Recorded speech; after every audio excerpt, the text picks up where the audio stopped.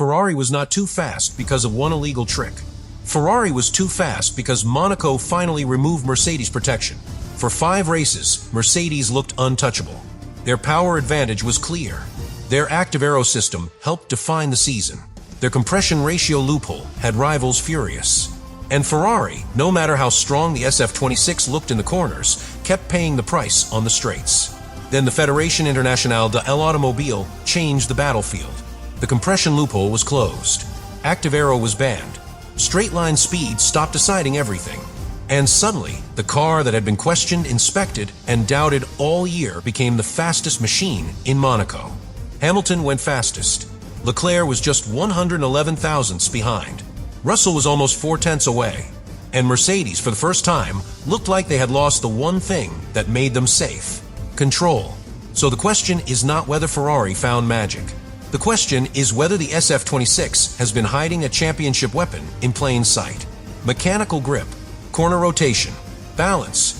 Because if Monaco exposed the conditions where Ferrari becomes untouchable, then Mercedes have a much bigger problem than one bad weekend. They may have just shown Ferrari exactly how to beat them. Subscribe to the channel. For Ferrari, Monaco was not just another chance to be fast. It was the first real chance to prove the SF-26 had been misunderstood. That is the foundation of this entire story, because through the opening part of the season, Ferrari had lived with a strange contradiction. The car looked promising in the corners. It showed moments of balance. It had the kind of low-speed potential that engineers and drivers could feel, even when the final result did not fully show it. But every time the circuit opened up, Mercedes pulled the conversation away. Power, deployment, straight-line efficiency, active aero, the ability to reduce drag and stretch an advantage when the car was no longer trapped inside slow corners. That is where Ferrari kept suffering. And that is why the early championship picture looked so one-sided. Mercedes won the first 5 Grands Prix. Their W17 looked like the car that had understood the 2026 rules before everyone else. Kimi Antonelli and George Russell gave them points, momentum, and control. In the Constructors' Championship, Mercedes had built a major lead over Ferrari before Monaco even began. On paper, the message was simple. Mercedes were ahead. But paper does not always tell you why. And in Formula One, the why is everything. Ferrari knew that the gap was not only about the SF-26 being weak. It was about where the car was being asked to fight. When circuit rewards power and drag reduction, Ferrari's cornering strength can become hidden. The driver may gain time through a technical section, only to lose it when the rival car accelerates away on the straight. That is one of the most frustrating kinds of performance. The car gives you hope in the corners, then takes it back on the straights. And Hamilton understood that better than anyone. He had come from Mercedes. He knew what a complete package felt like. He knew how a power unit advantage changes the way a driver can race. He knew that when a car has straight-line strength, it does not need to be perfect everywhere else. It can survive smaller weaknesses because the stopwatch rewards it later. Ferrari did not have that luxury. The SF-26 needed a different kind of battlefield, and Monaco gave it to them. That is why the Fédération Internationale de l'Automobile's decisions became so important. The first major shift came with the Mercedes compression ratio loophole. The new rules had reduced the limit to 16:1, but the original testing method measured the engine cold in static conditions. Rival manufacturers believed that left a gap because engines operate under extreme heat and internal metal parts can expand when temperature rises.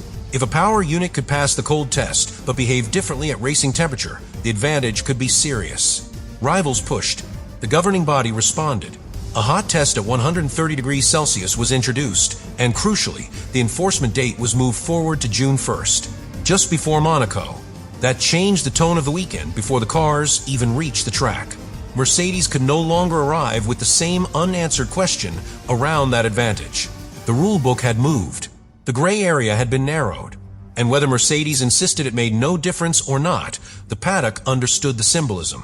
The first race after the loophole was closed was Monaco. But that was only the first part. The second part hit even harder. Active aero was banned for the Monaco Grand Prix. Again, this was not a Ferrari gift. It was a safety decision.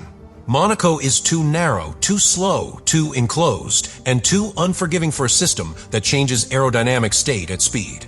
There's no proper long safe straight where straight mode can be used without concern. The walls are too close, the margins too small, and the risk too obvious. so the system was disabled.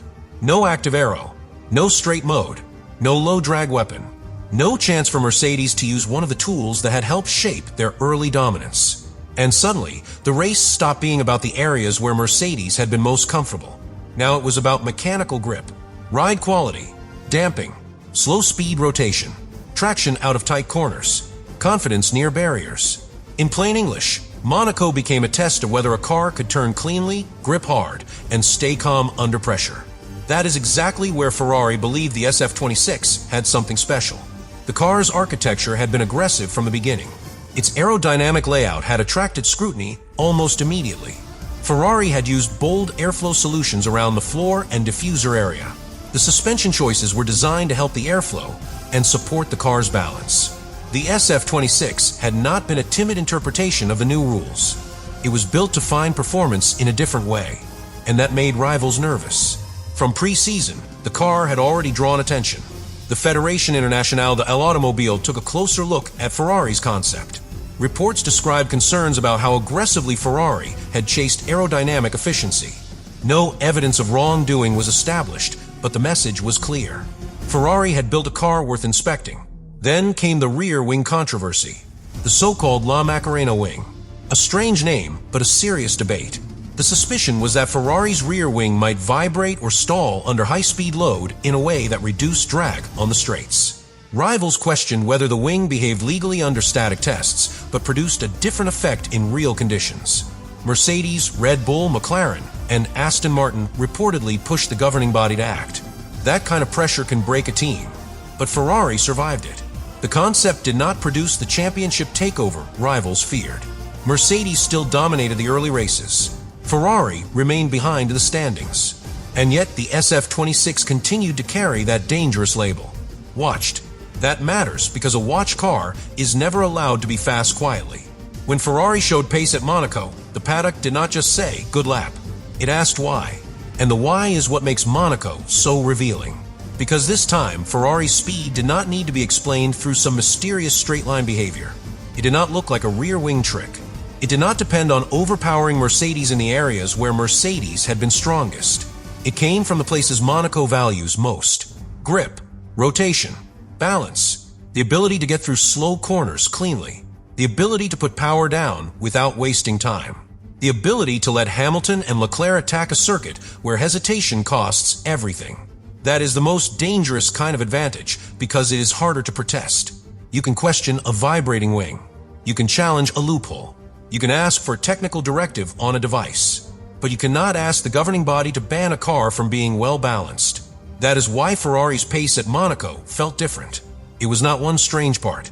It was the whole car finally being placed in the right environment. And when the timing sheets arrived, the message was unmistakable. Hamilton went fastest in second practice with a 1 minute, 13.026. Leclerc was second, only 111 thousandths behind. Verstappen was close in third, but still behind. Russell was almost 4 tenths away in the Mercedes. That gap to Russell mattered, not because practice decides the race.